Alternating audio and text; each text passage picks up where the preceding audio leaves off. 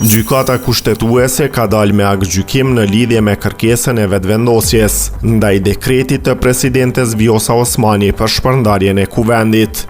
Në aktgjykim është thënë se kuvendit i jepen edhe 34 dita fatështesë për zgjedhjen e presidentit. Kjo pasi në rastin konkret, ky kuvend u konstitua dhe punoi vetëm 26 ditë, prandaj nuk u konsumua afati 60 ditësh.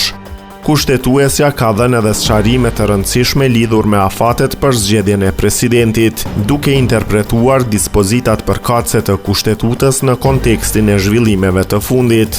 Duke i u referuar nenit 82 të kushtetutës, i cili parasheh shpërndarjen e kuvendit nëse brenda 60 ditëve nuk zgjedhet presidenti, gjykata ka theksuar se ky rregull nuk mund të aplikohet në mënyrë automatike në çdo rast.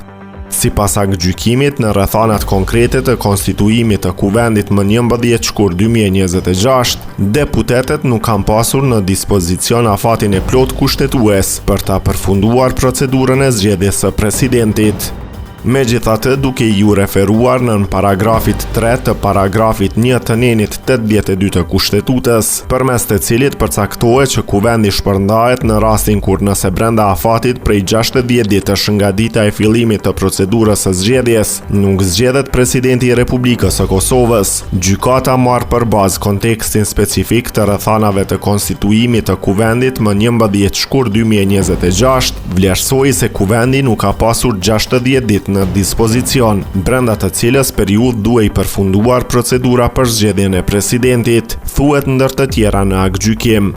Gjykata ka ritheksuar se interpretimi i saj për afatet kushtetuese mbetet i vlefshëm për të gjitha rastet e ardhshme të zgjedhjes së presidentit.